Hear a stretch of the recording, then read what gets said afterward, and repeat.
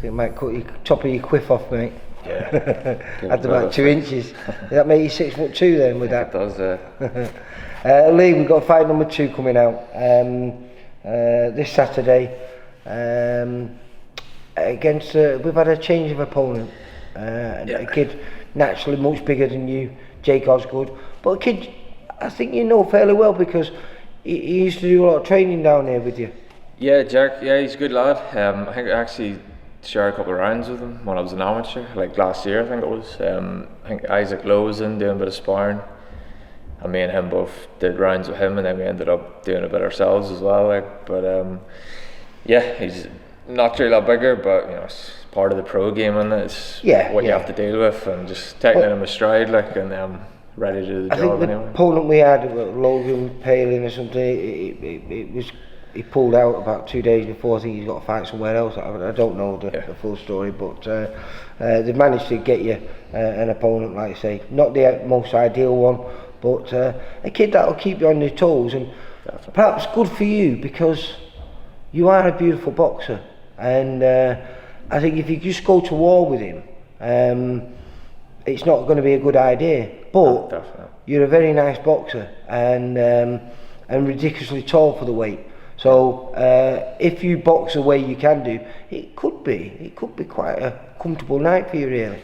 Yeah, as I said, it's one of these things you have to deal with in the build up the fights. It's happened to plenty of guys here in the gym already, and just something you have to take in stride.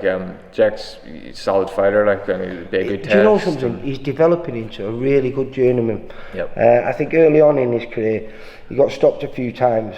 I think he's about 30. He's in his 30 fights now. I don't know, 31, 32, 33. I'm not sure exactly. But I think in his last 20 odd fights, he's not been stopped. Yep. He's learned the job really well. Definitely. And he's fought on our shows quite a few times. And he's good value for money. He comes and gives you a real good fight. But definitely, I do feel, because you are ridiculously tall for the weight, and if you use those boxing skills like you did against John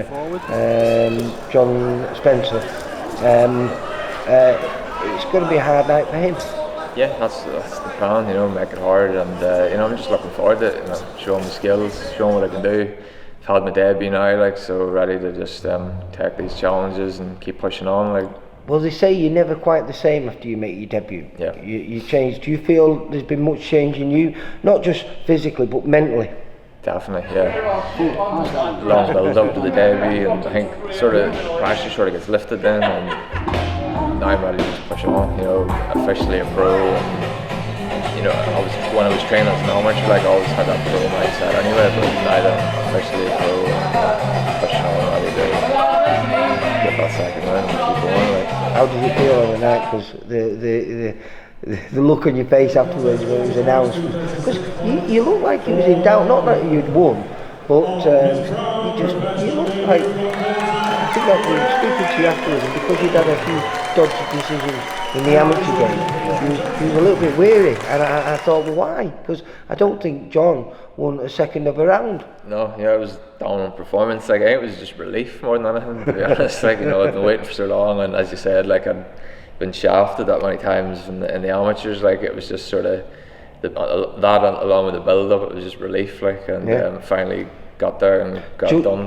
Do you feel then you can show another side to yourself in this fight, because that's out of the way, it's in the bank now, and you can push forward and like you just said before, show those skills of yours. And in this fight, you're probably going to have to show those skills. Yeah, 100%. Yeah, really looking forward to it. Been looking forward to it for a while, and Jack obviously brings a different type of opponent and different kind of style. So I'm just ready for the challenge, ready to show what I can do. And how's preparation? Because obviously all the hard work's good. You're just in the gym now, just sharpening up, keeping yourself focused. Yeah, ready to go. Sharp, been ready for a while.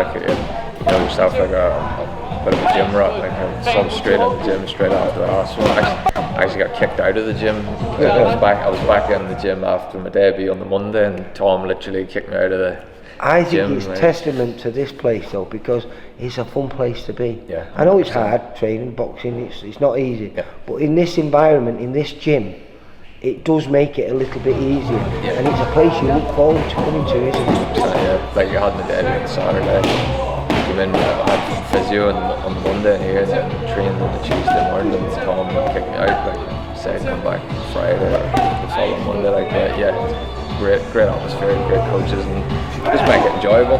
You don't want to be away. Like me personally, anyway, I don't want to be away from the gym at all. Like, and I'll be the same with this one.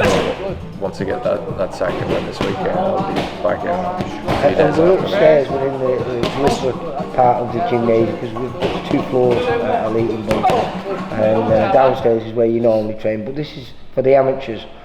What a belly setup up here, isn't class, it? yeah, brilliant facilities. Like, and even towards the back end of my amateur time, like this had only just gone up, but the amateur team just gone strength to strength now as well. Like, I bet you feel a bit peeved now, aren't you? Because now you've got to train back downstairs with the pros. Yeah. I'd be like, I want to stay up here, mate. Yeah, it's class. Like new ring and everything set up. Like, but yeah, brilliant facilities, brilliant coaches. Like, and like you can't do anything but learn when you come here. Like, especially for the amateur team, all the young lads and young girls. Like.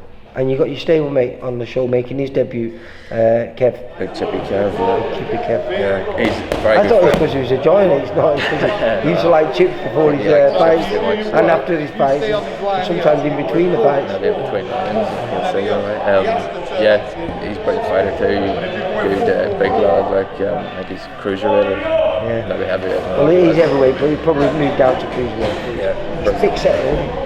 Brilliant, yeah, he's very good fighter, very agile, southpaw as well, I think, switch. I'm not sure what he is, he switches really well though, doesn't he? Very good, very agile, and different kind of style for a big lad as well, like he's very exciting to watch, and he's bringing a big crowd as well on Saturday, like, so should be a good night, like.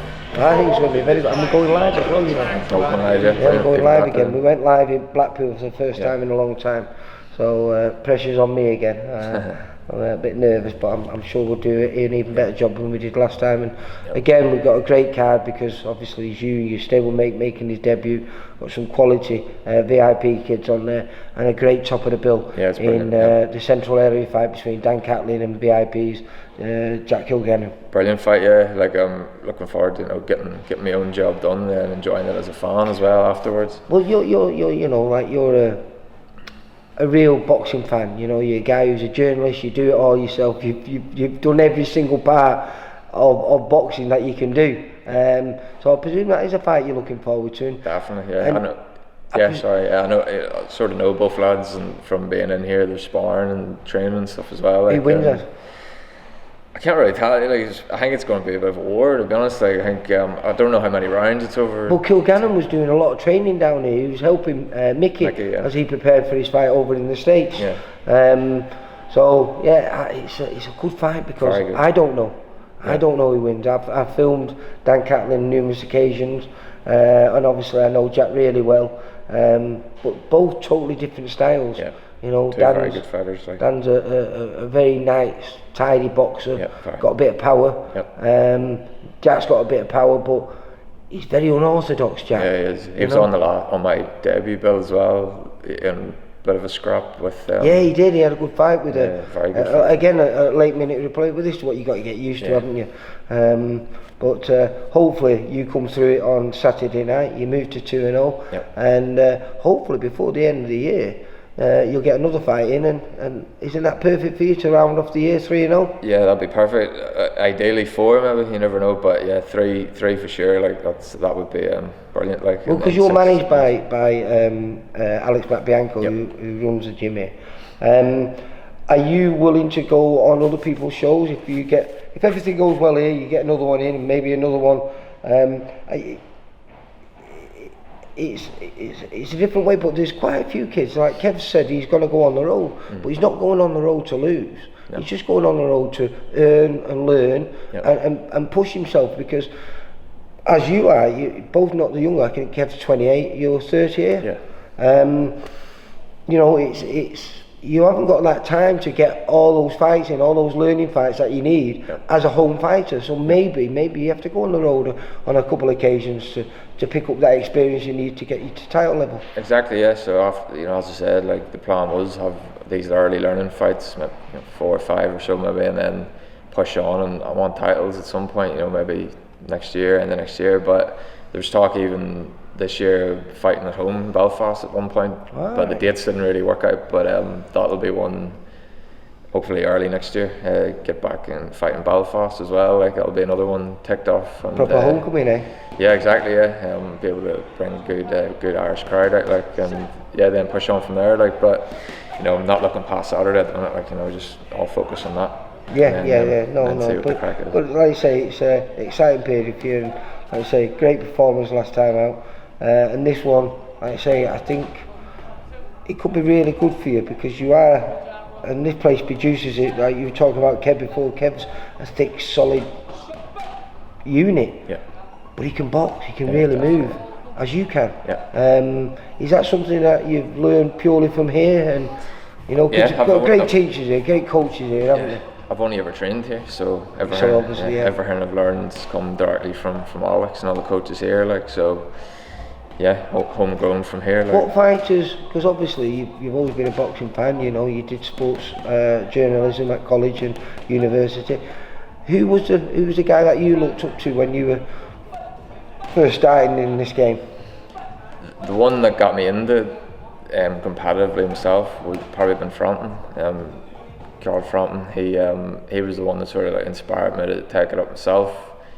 But before that, obviously, I'm a big boxing history nerd, like, you know, I just love, you know. I bet you and Greg McGuinness have some great chats, because he's a massive boxing historian. Yeah, me and Greg could just chat for hours on end straight after training, like talking about friggin' Harry Grab, Sugar Ray Robinson. He loves all them, doesn't he? He fights like all them though as well. He does, yeah, proper old school as Greg. He's a 1930s fighter, isn't he? He is, yeah. He's got the look to the 1920s. But that surprised me though, because Carl Frampton surprises you, because you think Carl Frampton would be a little come forward fighter, but actually technically he was a beautiful boxer, and brilliant, you know, he used that size of his, that smallness as an actual advantage. Yeah, brilliant. He was absolutely brilliant technically. Like now that like the more I develop as a pro and as a fighter myself, I watch like the technical fights more than like the wars as I did as a fan. Like everyone always watches, you know, the Gatti Wards,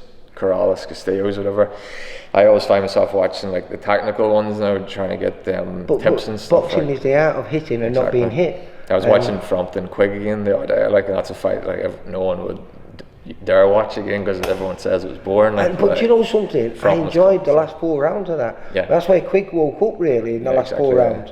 But for the first 8 rounds, he did nothing, and you know, it was an easy night for Carl up until then. It was, yeah. He was boxing brilliantly. He just fought it at his pace, which is what you want to do. I remember watching that live. Actually, I lived in Radcliffe at the time. I brought my girlfriend to a pub in Bury, and literally me at the front of the crowd, like shouting for Frampton in this dodgy pub, and all the Quake. I looked behind me. Yeah, because he's from that area, fans that are going to kill us. Like, Packy was like, "Geez, shut up! Would you stop shouting?" Like, but yeah, Frampton got a good win that night. Like, and yeah, he's always someone I've looked up to. Like, good technical boxer. I remember when he first walked into Jamie Moore's gym when I first get to meet him, and I've never met a man so confident.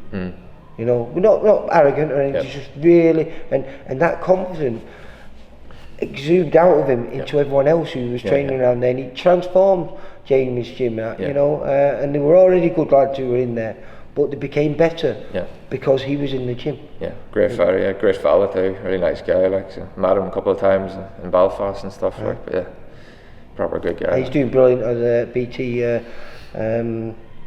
commentator, isn't he? Yeah, he's brilliant pundit too. Yeah, he is. Yeah. Right, well listen, good luck for Saturday night. Nice one, thanks. Hopefully someone will be talking to you afterwards, saying 2-0, and if they've not bought a ticket and they can't make it down there, you can watch it live on VIP. Watch it live, catch it live. So all your fans back at home, let them know. That's it, yeah. Tell them to subscribe and they'll get notified when we go live. Will do. There'll be plenty of people watching back in Ireland, don't worry. Lee, you take care. Nice one. And cheers. Good luck for Saturday night. Thank you. Bye.